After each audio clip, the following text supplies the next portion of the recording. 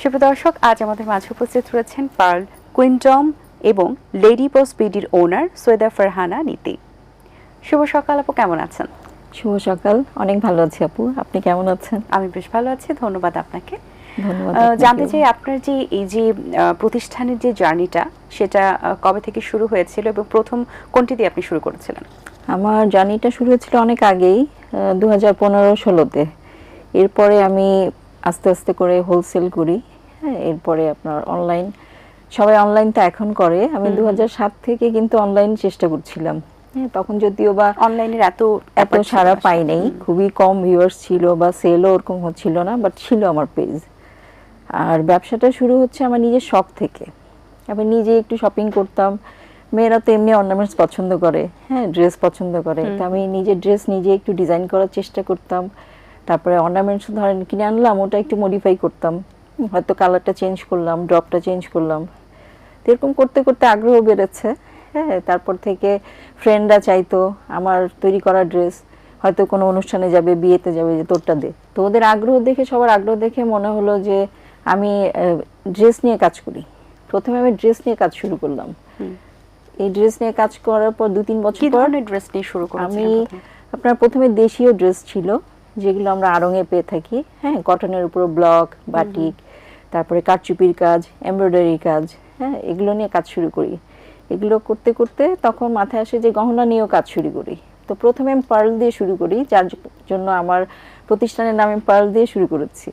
আচ্ছা, তো পার্ল নিয়ে এটাও 4-5 বছর কাজ করার পরে তখন আপনার ইমিটেশন জুয়েলারিতে চলে যাই। পার্লও আছে, কিন্তু ইমিটেশন জুয়েলারিটা অ্যাড হয়েছে আর কি।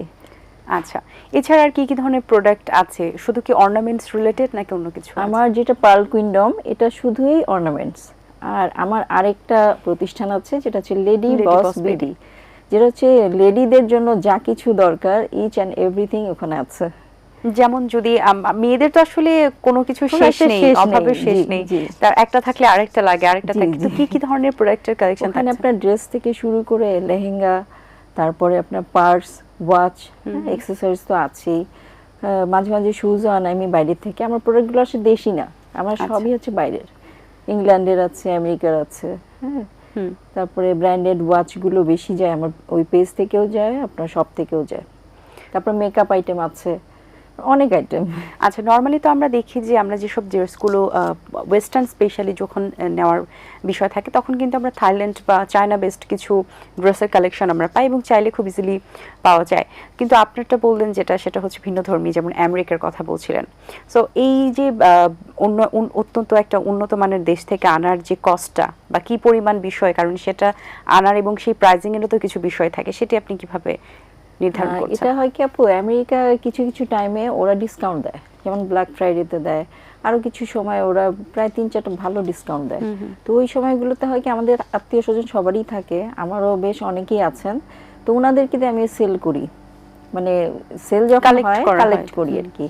হ্যাঁ, কালেক্ট করে ওনারা পারচেস করে রেখে দেয়। তারপর সময় মতো হয়তো কেউ আসলে নিয়ে আসলো বা পাঠিয়ে দেয়। তো তখন দামটা যে আমরা মনে করি বাংলাদেশে নিয়ে আসলে অনেক পড়ে যাবে, এটা হয় না, কারণ ওখানে আমি 50%-এ কিনছি। তো বাংলাদেশে এসে নর্মালি মানে খুব বেশি দাম পড়ে যায় না, কমই পড়ে। আচ্ছা, এক্ষেত্রে দেখা গেছে কাস্টমারদের চাহিদা অনেক, কারণ তখনও কিন্তু অতটা, যেটা আপনি বলছিলেন যে প্রসেস, এটাতে খুব একটা কেনা যায় না, আসলে একটু কম পরিসরে কিনতে হয়। তো সেই জায়গা থেকে আসলে কাস্টমারদের চাহিদা কি পূরণ করা সম্ভব হয়? এগুলোকে আমার আগের থেকে অর্ডার থাকে, আর সারা বছরই আনতে হয়। মানে আমার প্রোডাক্ট আপনার 2 মাস পর পরই বাইরের থেকে আসে। লন্ডন থেকেও আমার প্রোডাক্ট আসে, বিশেষ করে আপনার পার্স এবং ওয়াচ, পারফিউম, তারপরে কিছু কসমেটিক্স, হ্যাঁ, তারপর মেকআপ আইটেম, এগুলো বেশি চলে। আসলে কাস্টমারের চাহিদা অনুযায়ী বেস করে আপনি আগে থেকে। আচ্ছা, এখন যে আমাদের জাস্ট এই যে সিচুয়েশনটা এখন যাচ্ছে, এখন কাস্টমার চাহিদা, কারণ অনেক শিপমেন্ট কিন্তু এয়ারপোর্টে আটকে আছে বা আসতে পারছেন না, সবকিছু মিলিয়ে আসলে এখন কেমন যাচ্ছে বিজনেস? এখন আসলে কাস্টমারও যে খুব বেশি মার্কেটে আসছে সেটাও না, সব মিলিয়ে এখন তো ব্যবসা একটু স্লো, সবার ক্ষেত্রে একই। আর আমাদেরটা আরেকটু বেশি স্লো, কারণ এগুলো তো লাক্সারি আইটেম। লাক্সারি আইটেম তো মানুষ সবকিছু চাহিদা পূরণের পরে গিয়ে কিনে, তারপরেও ঈদের পরে। হ্যাঁ, ঈদে তো একটা কেনাকাটা খুব ভালোভাবেই সবাই করে। তো যুদ্ধের যে মানে এখন যে সিচুয়েশনটা আর কি, এটাতে আমাদের খুব বেশি প্রভাব পড়ে নাই, এই জন্য যে আমরা এই মাসটা বা নেক্সট মান্থের জন্য রেডি, যে ঈদের পরে একটু স্লো যায়। হ্যাঁ, আমাদের যে ঈদের আগের একটা কালেকশনগুলো ব্যস্ততা। জি যেগুলো আছে ওখান থেকে তো কিছু রয়েই গেছে, যে খুব ইফেক্ট পড়ে নাই, বাট কাস্টমার এই টাইমে এমনিও কম থাকে। আচ্ছা, মেয়েদের তো আরো আনুষঙ্গিক অনেক জিনিস লাগে, নেল পলিশ থেকে শুরু করে মেকআপ আইটেম, সেগুলো নিয়েও কি আছে কিনা বা কাজ করার পরিকল্পনা? হ্যাঁ, মেকআপ আইটেম নিয়ে কাজ করছি তো, হুম হুম। আমি ওগুলো বাইরে থেকে নিয়ে আসি। কোন কোন ধরনের প্রোডাক্ট আপনি রেখেছেন? আমার আপনার মাস্কারা, তারপরে ব্লাশন, শ্যাডো, বিভিন্ন টাইপের ক্রিম, সিরাম, এগুলো। তো এখানে আরেকটা জিনিস হয় যে আমরা কিন্তু অথেন্টিক প্রোডাক্ট নিয়ে একটু জি। ধোঁয়াশার মধ্যে থাকি, তো এখানে অথেন্টিক প্রোডাক্ট কাস্টমাররা পাবেন? হ্যাঁ অবশ্যই, আমি তো মানি রিসিট সহ দিয়ে দিই, যে কোনখান থেকে কিনে আনা হয়েছে মানি রিসিট সহই আমি তাদেরকে প্রোভাইড করি। আচ্ছা, মেয়েদের সৌন্দর্যে তো আরো অনেক কিছু লাগে, আরো অনেক ধরনের সামগ্রী থাকে, স্কিন কেয়ার রিলেটেড অনেক বিষয় থাকে, তো ভবিষ্যতে কি সেটা নিয়েও কাজ করার পরিকল্পনা আছে? জি আপু, এটা আমাদের দেশীয় প্রোডাক্ট নিয়েই কাজ করার ইচ্ছা, একটু বড় পরিসরে, যেন আরো কিছু মহিলা উদ্যোক্তা কাজ করার সুযোগ পায়। তো এরকম বড় একটা প্ল্যানিং আছে, দেখা যাক কত দূর আগাতে পারি। আচ্ছা, আপনার প্রতিষ্ঠানের নাম লেডি বস বিডি, কখনো কি জেন্টস বস বিডি হবে?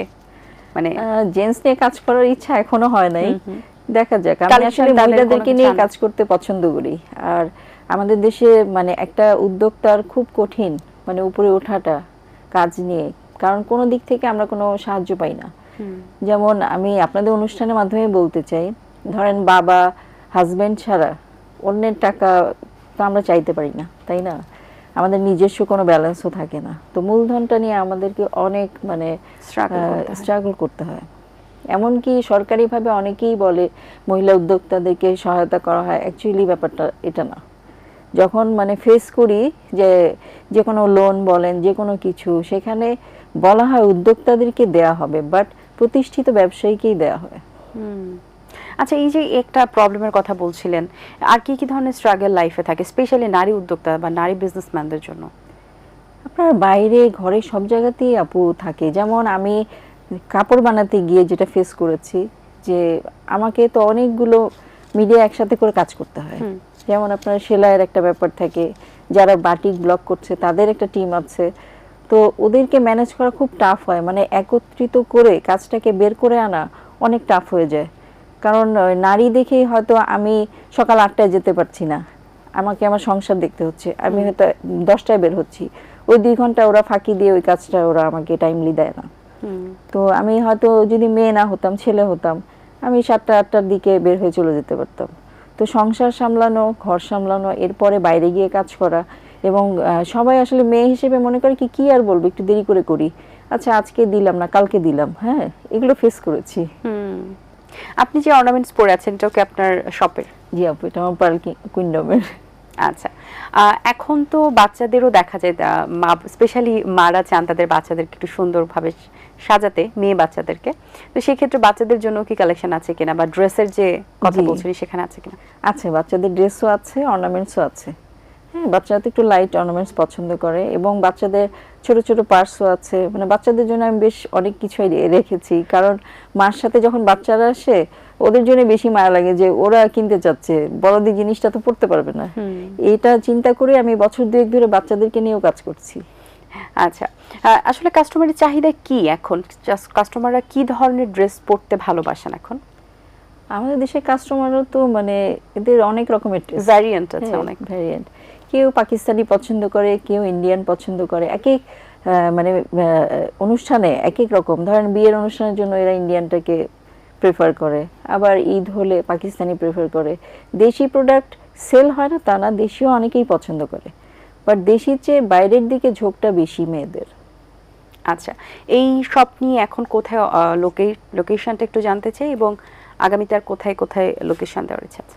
এখন আমার লোকেশন হচ্ছে বনানী সুপার মার্কেটে আমার শপ আছে, আর চিটাগাঙ্গে আপমি প্লাজায় আমার শপ আছে।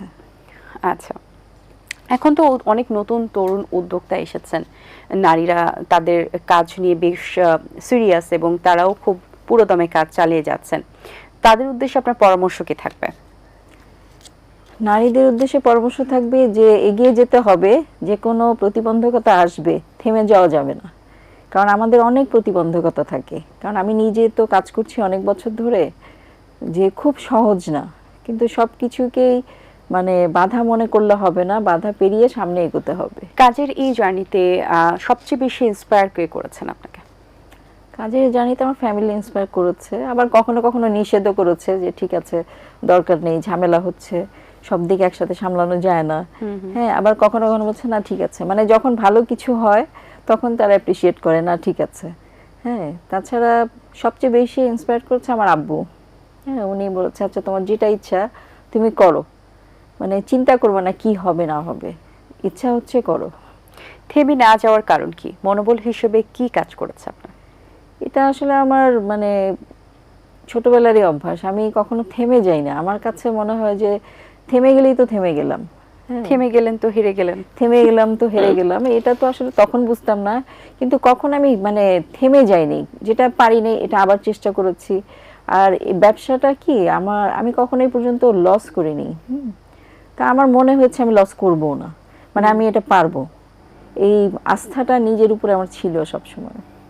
বিজনেসতেও কিছু অ্যালগরিদম থাকে, কিছু ট্রিক থাকে, অনেক ধরনের বিষয় জানতে হয়। তো আপনি কি কাজ করতে করতে শিখেছেন, নাকি আগে থেকে কিছু নলেজ নিয়ে তারপর আপনি মাঠে নেমেছিলেন, কাজে নেমেছিলেন?